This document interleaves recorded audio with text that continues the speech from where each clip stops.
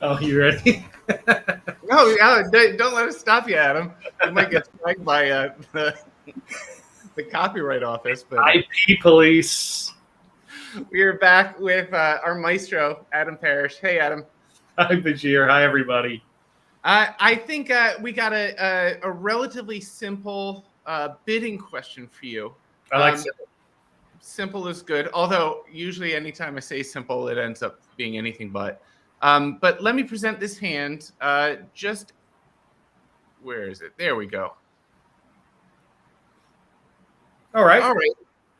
Here we are. We pass. North opens one heart. And this is BBO. But when we look at all of it, I don't know if it would make a difference for folks using standard or ACL, but let us know.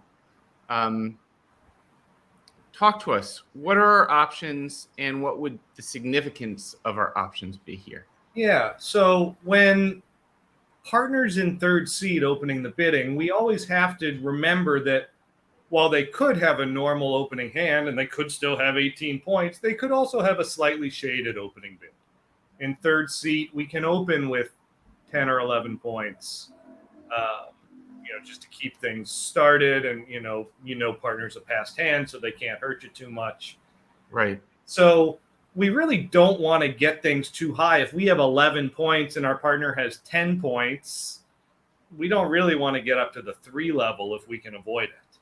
Right. So if I weren't a passed hand, if partner were opening in first or second seat, this is a classic 3-card invitational raise, right? 3 hearts, 11 points. And I do that by, I start with 1 no trump, and then I jump to 3 hearts. But I'd really prefer not to have to do that as a passed hand with partner third seat opening.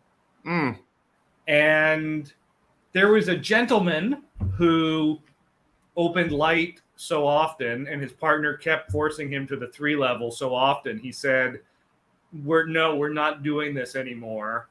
We're going to come up with a convention to let us stop at the 2 level. And his name was Mr. Drury. And so this is where the Drury convention comes in.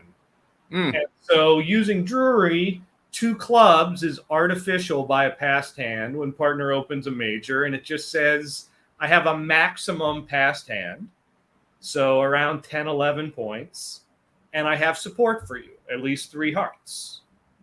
Do something smart. I see. So it's showing that support, but keeping the emphasis on we're not that strong. We don't know how strong you are in case you're not that strong, and we both want to keep the bidding low. I'm showing the support without something that's going to bump us up to the 2, probably 3 level. Yeah, exactly. When we have a hand that's already limited like this, being able to simply say, I'm at the top of my limit, and then let the other person put the brakes on if necessary. That's good stuff.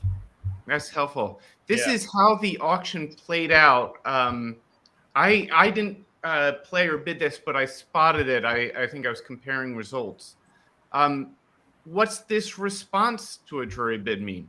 Right. So when you're the opener, you've opened in third seed and your partner bids 2 clubs Drury, you basically, most of the time, you know where you want to play, right?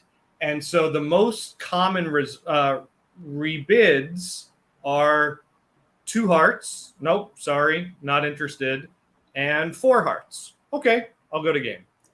So 2 hearts is like, I have a hand that wouldn't really open in first seat, or just barely would open in first seat. I have no interest in game. And most people play that 2 diamonds by opener is artificial. And it's just like, I have a real hand, but not necessarily one that's super interested in game opposite a passed hand. But just like, I have a hand that I would open in first seat. And there you go. Would you ever, if you're somewhere in the middle of the 2, would you invite with 3 hearts, or is it really simplified down to keep it low or go to game? I mean, I honestly think 3 hearts should be some sort of slam try, probably, because You don't need like 2 diamonds can start your invitational sequences.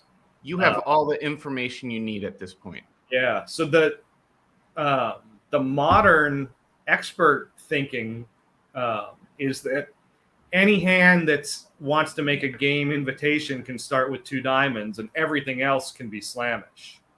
And I really like that. I taught the more standard way for years, which is like everything is just a game try. But I kind of like, if you got a game try, you start with 2 diamonds, and you can go from there. So let everything else be a slam try.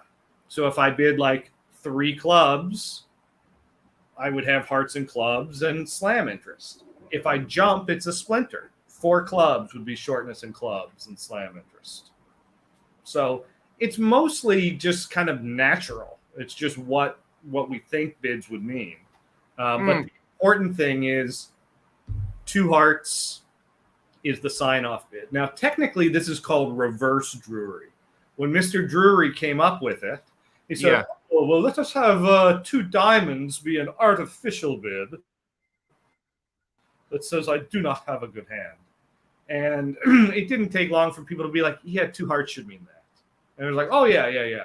And so literally no one plays the original Drury. And so you say, oh, I play Drury.